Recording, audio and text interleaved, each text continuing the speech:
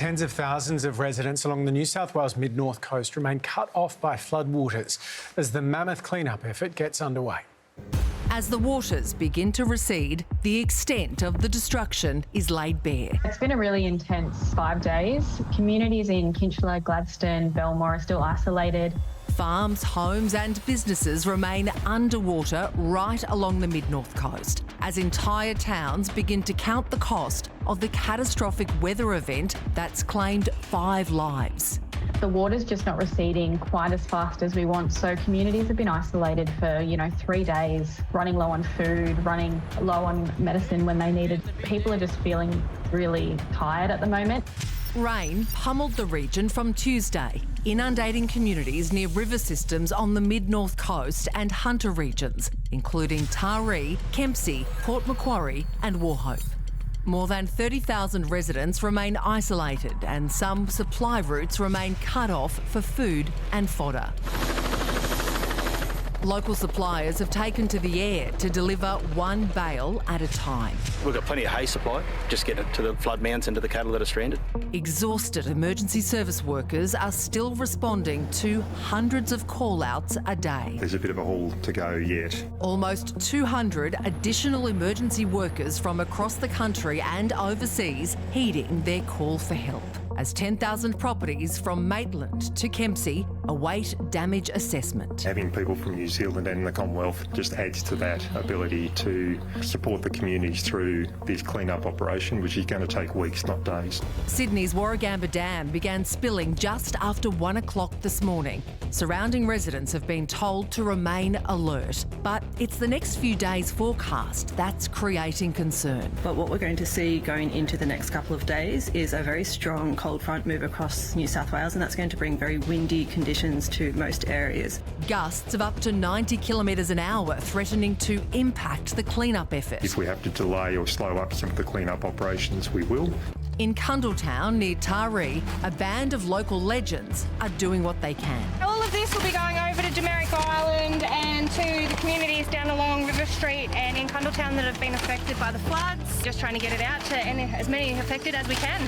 Staging rescues in a fishing tinny. If those boys weren't doing that and risking their lives, I feel like there would have been a lot more grief happening right now in this community. And providing meals from a makeshift relief centre, showing this tiny town has a big heart. This is a living example of what the definition of community actually is. Without the locals, it'd be a hell of a lot worse than it was.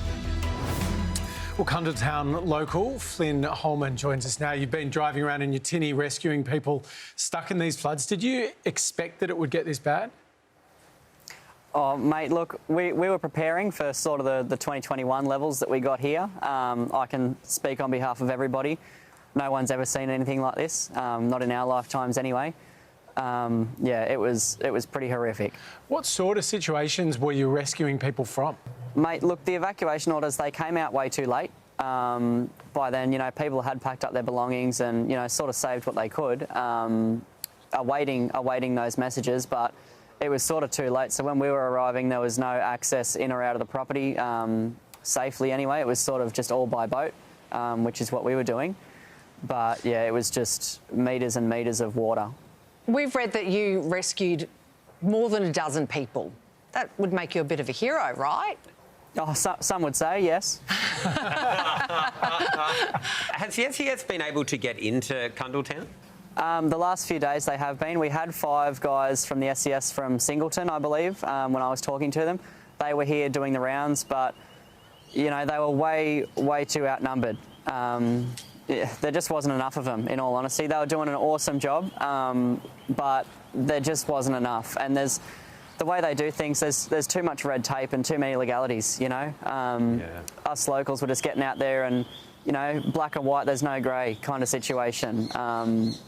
There was just too much red tape, in all honesty. How is it looking in town tonight?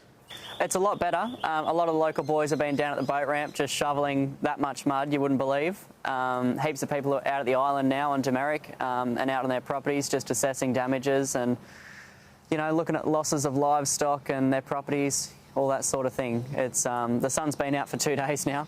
You're just a young fella, aren't you? What, you're 21, 22?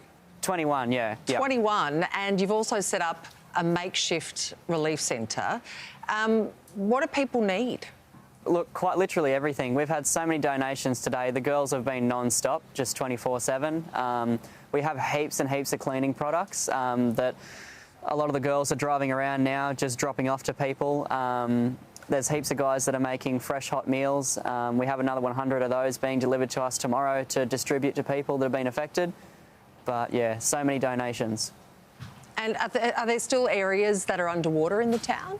Yes, there is. A lot of the low-lying areas, they won't dry up for quite some time.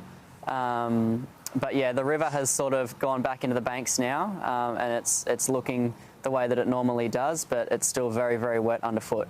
Well, it's clear that Cundletown is a very tight-knit community. All the best to you and everyone there, mate. We're thinking of you. Thank you very much, guys.